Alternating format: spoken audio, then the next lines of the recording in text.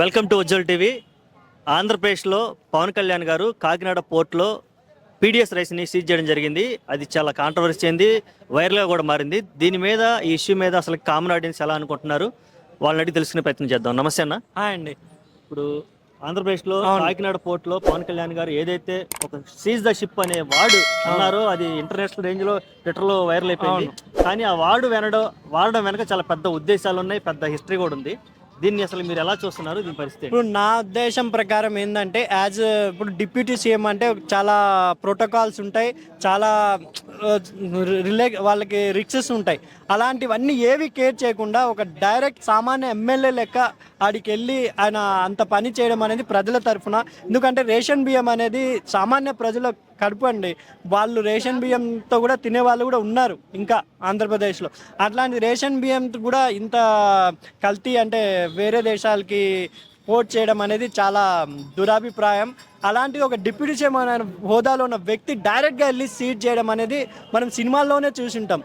అంటే డైరెక్ట్గా చీఫ్ మినిస్టరే వెళ్ళి సీల్ చేయడం, అలా రియల్గా ఇంతవరకు మనం చూడలేదు. ఎందుకంటే చీఫ్ మినిస్టర్ కానీ డిప్యూటీ సీఎం కానీ వాళ్ళ హోదాలో వాళ్ళ ఆఫీస్లో నుంచే డిఎస్పీకి కానీ డీజీపీకి కానీ చెప్పేస్తుంటారు. కానీ పవన్ కళ్యాణ్ గారు, నాదెళ్ల మనోహర్ వీళ్ళిద్దరు కలిసి వెళ్ళడం, అక్కడ వెళ్ళి ఇలా పట్టుబడి ఆడ డీజీపీ ఎవరు అందరినీ వార్నింగ్ చేయడం అనేది ప్రజల తరఫున ఎన్నుకున్న నాయకుడు అంటే ఇలా ఉండాలని నిరూపించుకున్నారండి పవన్ కళ్యాణ్ గారు. ఎందుకంటే ఇంతవరకు ఎవరు డేర్ చేయలేదు. ఏదైనా సిస్టమ్ ప్రకారం వెళ్ళారు, కానీ ఫస్ట్ టైం సిస్టమ్ అవన్నీ పక్కన పెట్టి, ప్రోటోకాల్ అన్నీ పక్కన పెట్టి డేర్ అండ్ డాష్గా వెళ్ళిన తత్వం నాకు నచ్చింది.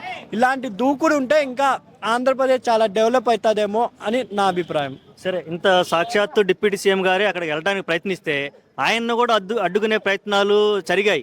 మీరు ఇప్పుడే వద్దు సార్, మీరు రావద్దు సార్, మీరు వస్తే 10,000 కడుపులు కొట్టినోళ్ళు అవుతారు సార్ అంటూ ఆయన్ని ఎమోషనల్గా బ్లాక్మెయిల్ చేయడానికి కూడా సిద్ధపడ్డారు.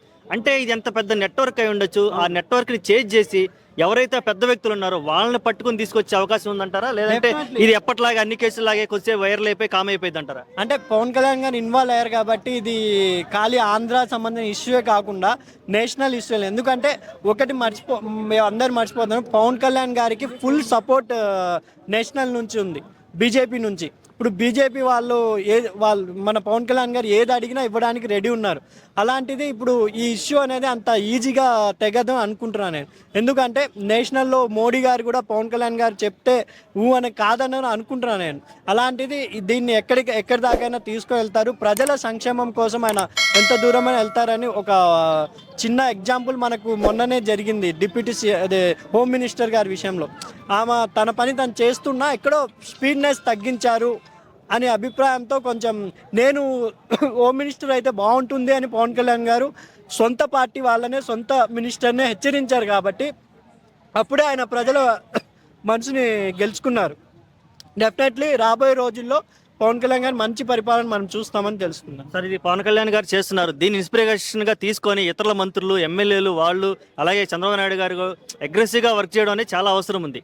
ఇప్పుడు ఇంకొకటి, చంద్రబాబు నాయుడు గారు కూడా ఫుల్ ఈ ఇష్యూతో మేబీ పవన్ కళ్యాణ్ గారికి ఫుల్ 100% పర్మిషన్ ఇస్తారేమో. ఎందుకంటే ఆయన జెన్యున్ అంటే ఆయన చాలా ఇప్పుడు తిరగలేరు అని నా ఉద్దేశం.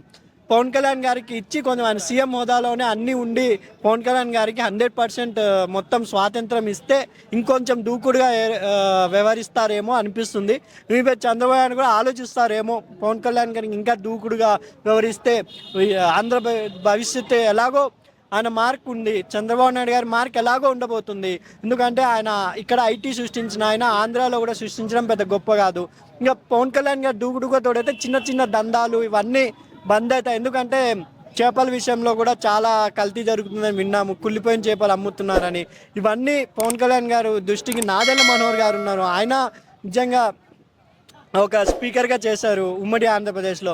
ఆయన అండ కూడా పవన్ కళ్యాణ్ గారికి ఉండడం వల్ల ఆయన ఇంకా దూకుడుగా వ్యవహరిస్తారేమో.